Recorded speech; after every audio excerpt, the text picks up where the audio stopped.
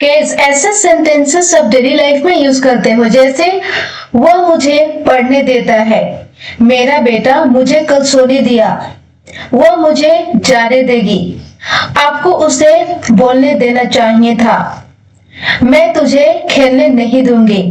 Guys, तो जब कभी भी आपके पास ऐसा सिचुएशन आ जाए कि जब भी आप किसी भी काम को करने देते हो या फिर कोई भी व्यक्ति किसी भी काम को करने देता है, तो आप इसे इंग्लिश में कैसे बोलोगे? तो देखते हैं गाइस, सबसे पहले इसका स्ट्रक्चर। सबसे पहले गाइस आपको यूज करना है सब्जेक्ट प्लस हेल्पिंग वर्ब। अब दोस्तों हेल्पिंग वर्ब यहाँ पे वही यूज करना है जैसा कि आपका सेंटेंस होगा। Okay, according to the sentence आपको हेल्पिंग वर्ब का यूज करनी है। इसके बाद लगाना है लेट। लेट आपका चेंज होते रहेगा अकॉर्डिंग टू द सेंटेंस। जो आपका लेट है इसका second form and third form let ही होता है, एंड फोर्थ फॉर्म होता है लेटिंग, एंड फिफ्थ होता है लेट्स। तो ये आपका जो लेट है वो अकॉर्डिंग टू सेंटेंस आपका चेंज होते रहेगा। इसके बाद आपको यूज करना है ऑब्जेक्टिव केस, जैसे कि वह मुझे जाने देते हैं तो मी, वह उसे खेलने देते हैं तो हिम और हर। यदि कोई थर्ड पर्सन आपका मेल है तो आप हिम का यूज करोगे, और कोई यदि आपका थर्ड पर्सन फीमेल है तो आप हर का यूज करोगे। इसी तरह से हो जाएगा देम, अस प्लस वर्ब की first form and then other words. ये हो गया गाइस आपका स्ट्रक्चर। समझते हैं एग्जाम्पल से। वह मुझे पढ़ने देता है। अब गाइस वह मुझे पढ़ने देता है, तो अकॉर्डिंग टू रूल सबसे पहले आपको क्या यूज करना है? आपको यूज करना है सब्जेक्ट। कौन पढ़ने देता है? मुझे, वह, इट मींस ही। आपका ही हो गया सब्जेक्ट। इसके बाद आपका रूल कहता है कि आप यूज करो हेल्पिंग वर्ब। ओके, तो वह मुझे पढ़ने देता है। ये सेंटेंस गाइस आपका कैसा है? ये सेंटेंस है प्रेजेंट इंडेफिनिट का, और आपका प्रेजेंट इंडेफिनिट में कोई आपका यहाँ पे हेल्पिंग वर्ब का यूज नहीं किया जाता है पॉजिटिव सेंटेंस में। तो ये प्रेजेंट इंडेफिनिट का पॉजिटिव सेंटेंस है, तो यहाँ पे आपको यूज नहीं करनी है। इसके बाद यूज करना है लेट। ओके, तो प्रेजेंट इंडेफिनिट में आपको यूज करना होता है वर्ब का फर्स्ट फॉर्म या वर्ब का फिफ्थ फॉर्म। तो गाइस आपका सब्जेक्ट ही है, और ही के साथ आप क्या यूज करोगे? आप यूज करोगे लेट्स। ओके, तो आप लगा दो ही लेट्स। इसके बाद आपका रूल कहता है कि आप लगाओ ऑब्जेक्टिव केस। ओके, वह मुझे पढ़ने देता है ना, तो लेट्स मी। इसके बाद यूज करना है वर्ब की फर्स्ट फॉर्म पढ़ना, इट मींस स्टडी। तो आपका कंप्लीट सेंटेंस हो गया guys, he let's me study, it means वो मुझे पढ़ने देता है। ओके, नेक्स्ट एग्जांपल है मेरा बेटा मुझे कल सोने दिया। जैसे मान लो कि मेरा बेटा है, 5 साल का बेटा है, वो कभी कभी मुझे सोने ही नहीं देता है। ओके, तो आप इस सिचुएशन में बोल सकते हो कल ना मेरा बेटा मुझे सोने दिया। तो अकॉर्डिंग टू रूल गाइस सबसे पहले आपको लगाना है सब्जेक्ट। तो आप लगा दो सब्जेक्ट मेरा बेटा, it means my son. Okay, कल मुझे सोने दिया ना, हेल्पिंग वर्ब लगाना है। तो गाइस ये सेंटेंस आपका क्या है? ये सेंटेंस आपका कैसा है? सेंटेंस आपका है पास्ट इंडेफिनिट का, और पास्ट इंडेफिनिट में भी आपका पॉजिटिव सेंटेंस जब होता है गाइस, तो वहां पे भी आपको हेल्पिंग वर्ब का यूज नहीं करना होता है। ओके, पास्ट इंडेफिनिट का आपका स्ट्रक्चर होता है सब्जेक्ट प्लस वर्ब की second form and then object. तो आपको यूज करना है लेट। ओके, क्योंकि पास्ट इंडेफिनिट में वर्ब का सेकेंड फॉर्म का यूज किया जाता है, और लेट का सेकेंड फॉर्म क्या होता है आपका? लेट ही होता है। Okay, late. अब मुझे सोने दिया, इट मींस मी, कल सोने दिया ना। ओके, इसके बाद लगाना है वर्ब की first form, it means sleep yesterday. तो आपका कंप्लीट सेंटेंस हो गया guys, my son let me sleep yesterday, it means मेरा बेटा मुझे कल सोने दिया। क्लियर? नेक्स्ट एग्जांपल है वह मुझे जाने देगी। वह मुझे जाने देगी, कब जाने देगी? फ्यूचर में जाने देगी। तो आपका रूल कहता है कि आप लगाओ सब्जेक्ट। सब्जेक्ट है यहाँ पे शी। इसके बाद गाइस आपको लगाना है हेल्पिंग वर्ब। तो ये सेंटेंस है फ्यूचर इंडेफिनिट का, और फ्यूचर इंडेफिनिट में आपका हेल्पिंग वर्ब यूज होता है विल। तो आप लगा दो विल, और विल के बाद आपको यूज करना होता है वर्ब की फर्स्ट फॉर्म। तो यहाँ पे जो आपका लेट है ये आपका लेट चेंज नहीं होगा, लेट का लेट ही रहेगा, लेट। ओके, मुझे जाने देगी ना, लेट मी गो। तो आपका कंप्लीट सेंटेंस क्या होगा दोस्तों? आपका कंप्लीट सेंटेंस हो गया she will let me go. It means वह मुझे जाने देगी। क्लियर? नेक्स्ट एग्जांपल है, आपको उसे बोलने देना चाहिए था। आप किसी को ऐसे प्रेजेंट टाइम में खड़ा होकर के एडवाइस दे रहे हो कि भाई ना आपको उसे बोलने देना चाहिए था। कब बोलने देना चाहिए था? पास्ट में। ओके, तो रूल कहता है कि आप लगा दो सबसे पहले सब्जेक्ट। सब्जेक्ट आपका है यू, आप लगा दो let me change the colour. Subject है गाइस आपका यू।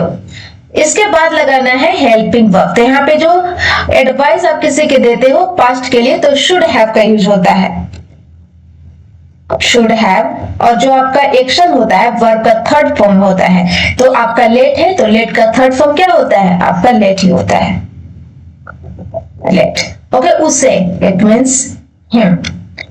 आपको उसे बोलने देना चाहिए था, इट मीन्स स्पीक। तो आपका कंप्लीट सेंटेंस क्या हो गया गाइस? आपका कंप्लीट सेंटेंस हो गया you should have let him speak. It means आपको उसे बोलने देना चाहिए था। क्लियर? नेक्स्ट एग्जांपल है, मैं तुझे खेलने नहीं दूंगी। गाइस इसका आंसर आपको कमेंट सेक्शन में बनाना है। गाइस ऐसे सेंटेंसेस भी आप डेली लाइफ में यूज करते हो, जैसे उसने मुझे रुलाया, आपने मुझे गुस्सा दिलाया, वह मुझे हंसा रहा था, मैं आपको हंसाऊंगा, तुम उसे मत नचाओ। गाइस जब ऐसे आपको बोलना हो तब आप इसे इंग्लिश में कैसे बोलोगे? तो देखते हैं गाइस, सबसे पहले इसका स्ट्रक्चर। सबसे पहले लगाना है subject plus helping verb. Helping verb guys आपको according to the sentence use करना है, जैसा आपका सेंटेंस होगा उस टाइप से आप यूज करोगे। इसके बाद आपको लगाना है मेक। अब मेक भी गाइस ये आपका चेंज होते रहेगा according to the sentence. Make का जो आपका सेकेंड फॉर्म है एंड थर्ड फॉर्म है, दोनों सेम होता है। जैसे मेक का second form and third form made ही होता है। Fourth making, fifth makes. Okay, इसके बाद लगाना है ऑब्जेक्टिव केस। ओके, जैसे मी हो गया, हिम हो गया, हर हो गया, देम हो गया, अस हो गया। इसके बाद वर्ब की first form and then other words. ये हो गया गाइस आपका स्ट्रक्चर। समझते हैं एग्जांपल से। उसने मुझे रुलाया, कब रुलाया? पास्ट टाइम में रुलाया ना। तो सबसे पहले गाइस आपको क्या यूज करना है? आपको लगाना है सब्जेक्ट। लगा दो सब्जेक्ट, उसने मुझे, इट मीन्स ही। अब उसने मुझे रुलाया, सबसे पहले आपको देखना है कि सेंटेंस कैसा है। सेंटेंस है पास्ट इंडेफिनिट का। पास्ट इंडेफिनिट का पॉजिटिव सेंटेंस है, तो पॉजिटिव सेंटेंस में आपका कोई हेल्पिंग वर्ब यूज नहीं होता है, तो आपको यूज नहीं करना है। इसके बाद पास्ट इंडेफिनिट में गाइस आपको यूज करना होता है वर्ब की सेकेंड फॉर्म। तो जो आपका यहाँ पे मेक है वो हो जाएगा मेड। क्या हो जाएगा? वो हो जाएगा मेड। इसके बाद लगाना है ऑब्जेक्टिव केस। ओके, उसने मुझे रुलाया, तो ऑब्जेक्टिव केस क्या है आपका? मी है, आप लगा दो मी। रुलाया इट मीन्स क्राई। तो आपका कंप्लीट सेंटेंस क्या हो गया गाइस? आपका कंप्लीट सेंटेंस हो गया he made me cry. It means उसने मुझे रुलाया। क्लियर? नेक्स्ट एग्जांपल है, आपने मुझे गुस्सा दिलाया, आपने मुझे गुस्सा दिलाया। ये भी सेंटेंस है पास्ट का। तो सबसे पहले लगाना है सब्जेक्ट। सब्जेक्ट है यू। इसके बाद वर्ब की सेकेंड फॉर्म मेड मी, मुझे गुस्सा दिलाया ना, मी गेट एंग्री। तो आपका कंप्लीट सेंटेंस हो गया दोस्तों, you made me get angry. It means आपने मुझे गुस्सा दिलाया। ओके, नेक्स्ट एग्जांपल है, वह मुझे हंसा रहा था। कब हंसा रहा था? पास्ट टाइम में। ये सेंटेंस है आपका पास्ट कंटिन्यूअस का। तो वो मुझे हंसा रहा था। सबसे पहले यूज करना है सब्जेक्ट। लगा दो आप सब्जेक्ट। सब्जेक्ट आपका है ही। और पास्ट में गाइस आपका हेल्पिंग वर्ब जो होता है वो होता है was एंड वर होता है। तो ही के साथ क्या यूज होगा? आपका होगा was। इसके बाद आपको लगाना होता है वर्ब की फोर्थ फॉर्म। तो जो आपका मेक है गाइस वो क्या हो जाएगा? वो हो जाएगा मेकिंग। लगा दो मेकिंग। वो मुझे हंसा रहा था, मेकिंग। इसके बाद यूज करना है ऑब्जेक्टिव केस, मुझे ना, मी। हंसाना इट मीन्स लव। तो आपका कंप्लीट सेंटेंस हो गया guys, he was making me laugh. It means वो मुझे हंसा रहा था।